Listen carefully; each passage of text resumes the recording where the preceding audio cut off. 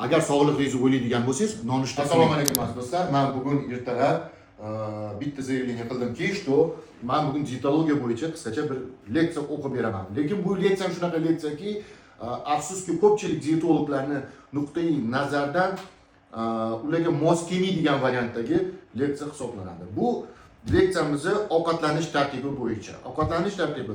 Sizlar juda ham yaxshi bilasizlarki, mana hozirgi любой dietologga boradigan bo'lsangiz, dietolog sizga birinchi navbatda ovqatlanish rejimida zavtrak, ya'ni ertalabki nonushtaga albatta yaxshi ovqat yegin deydi, to'g'rimi? Da, to'g'ri.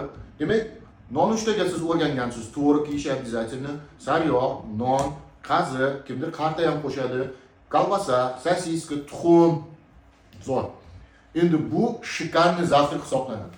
Допустим, Angliyada rivojlangan davlatlarda zavtrak har xil bo'ladi. Masalan, angliyskiy zavtrakda обязательно ular go'sht, yog' va tuxum shunga o'xshagan narsalar. Ну, baquvvat ovqat yeb olishadi. Обязательно yog'li, belkovli narsalarni zavtrakka iste'mol qilishadi.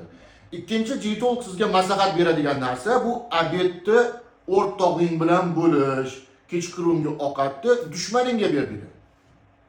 To'g'ri? Obeddagi ovqatni albatta siz o'rtog'ingiz bilan bo'lishingiz mumkin. Endi obedda ham ular aytishadiki, kamroq ovqat yegin obedda. Kechqurun deyarli yemasangiz ham bo'ladi. Kechqurun nima deyshadi bular? Kechqurun albatta yengilgina qatiq ichib qo'ying yoki meva sabzavotlarni yeyish kerak deydi. Men sizlarga o'zimni teoriyamni aytaman. Ya'ni men aytayotgan teoriya bu umuman teskari teoriya hisoblanadi, aziz do'stlar. Teskari teoriya bu ertalab zavtrak degan narsa. Endi zavtrakni olib qaraydigan bo'lsangiz, ishonmasangiz agar ChatGPTga kiring. Искусственный интеллект sizga ko'rsatib beradiki, что yozinglar o'tgan qachon nonushta paydo bo'lgan yoki когда появился завтрак. Кто придумал завтрак? Agar siz искусственный интеллектga, bu men gapimga ishonmasligingiz mumkin, lekin siz искусственный интеллектga ishonasiz. Agar siz искусственный интеллектga bu savolni beradigan bo'lsangiz, искусственный интеллект sizga shunaqa javob beradi. Odamlardan nonushta bo'lmagan oldin, buni 17-18-asrda insonlar kasal odamlarga berishgan zavtrakka, yoki bo'lmasa ertalabdan kechgacha mehnat qiladigan kuchli, kuch ishlatadigan odamlarga ozgina zavtrak berishni boshlagan, kuchi bo'lishi uchun. Lekin oddiy odamlar, boyvoq odamlar ular deyarli zavtrak qilishmagan, zavtrak nimaligini bilishmagan. Endi zavtrakni, ya'ni nonushtani o'ylab topgan odamlar 19-asrga to'g'ri keladi.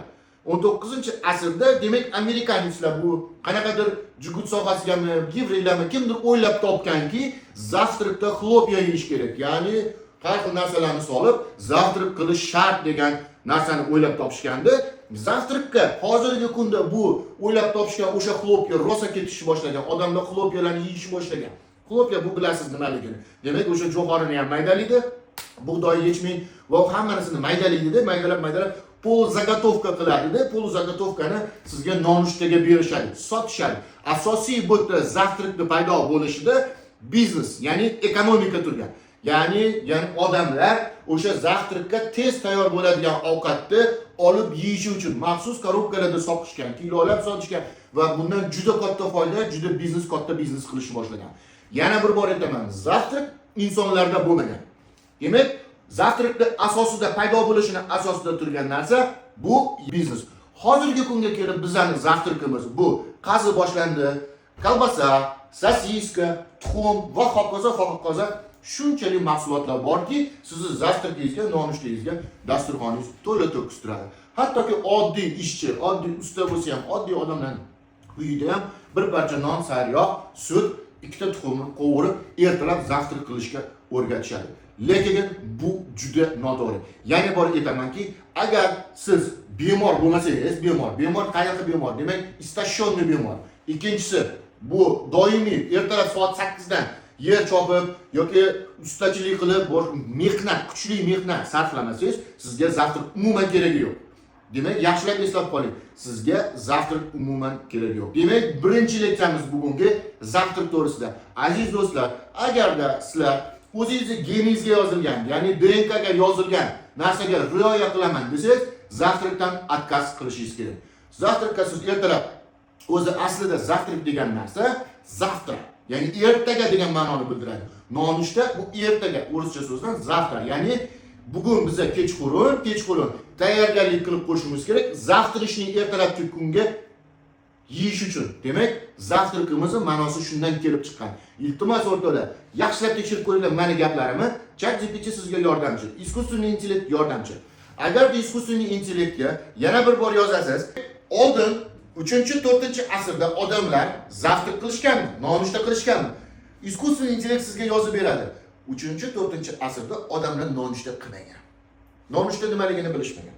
Mayli, eramizdan oldingi 100 yil, 200 yil boring, 100 ming yil oldin agar tasavvur qiladigan bo'lsangiz, ibtidoiy jamoat tuzumiga keladigan bo'lsangiz, u paytda ham odamlarda zavtrik bo'lmagan.